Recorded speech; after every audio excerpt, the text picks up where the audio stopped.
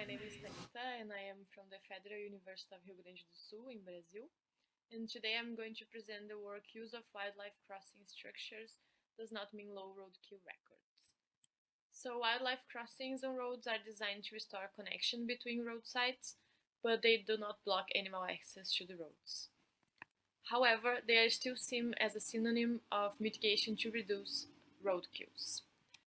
Here, I want to present a case study conducted on a Brazilian highway in the state of Espírito Santo in southwest Brazil. And we have data from wildlife roadkills and also from wildlife underpass crossings collected over 13 years. Our aim was to evaluate if the crossing structures are preventing roadkill of ground-using species with more than 1 kilogram.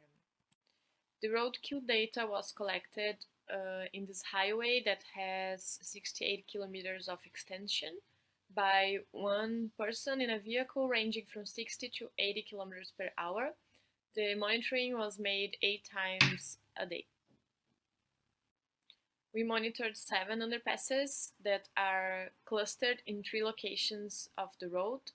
So the first location is in the kilometer 45, the second is in the kilometer 50, and the third is in the kilometer 59. So each cluster was considered for the analysis as a sample unit. The use of the underpasses was monitored with sand track beds installed in both entrances that were reviewed daily for animal footprints. For each species recorded in the underpasses, we counted the total number of complete crossings in each cluster. A complete crossing was considered when the animal was registered in both entrances of the underpass.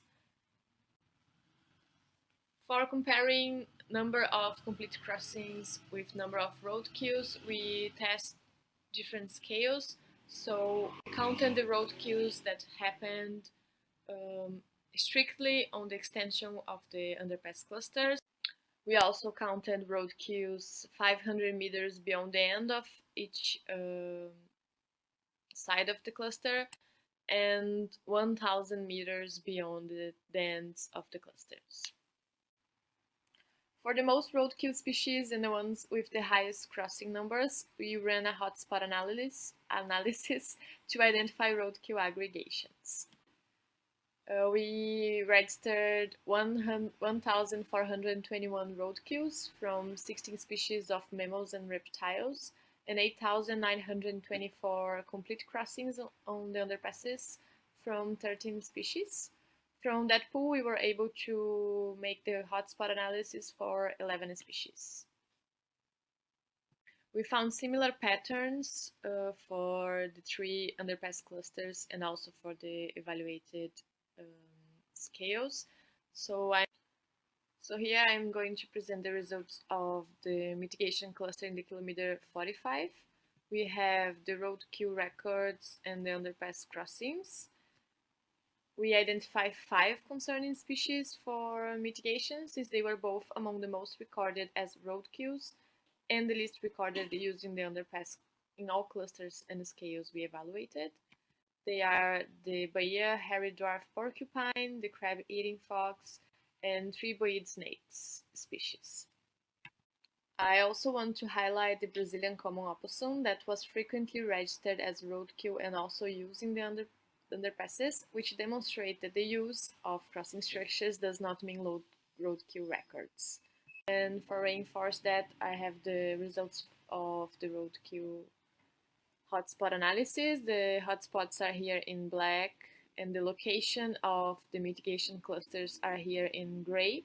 So for most of the species, hotspots are overlapping the locations of the mitigation clusters.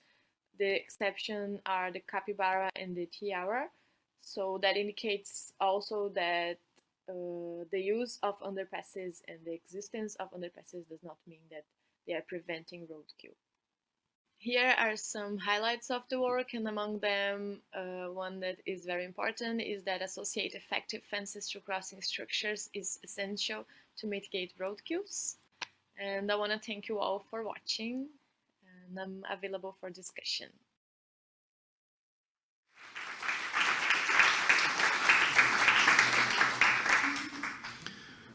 Thank you, Talita. You seem to have an impressive data set. 13 years is a long time.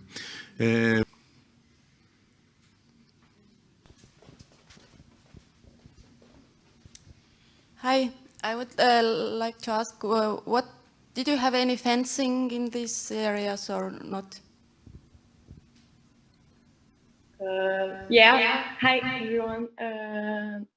They have fences installed, but they are not. I don't know how to say that, but they are not. They have like big holes, and so the animals can pass through. And they are, and some parts are just a wire. I don't know how to explain, but they are not blocking the animals to pass. They are very big. Thanks for a great presentation. So just a reflection on that, I do believe that the fencing is equally important as these passages in order for them to work, and both in order to mitigate roadkills. So we do have in Sweden examples where we have been extremely successful in reducing dramatically vehicle collisions after providing fences, but also in combination with fauna passages for large mammals. Thanks. Thanks, I completely agree with you. Yes, thank you very much, Talita. It's an important message that we need both fencing and passages, and all those studies are really great. We need those to have the right decisions in the future. Thank you, Talita.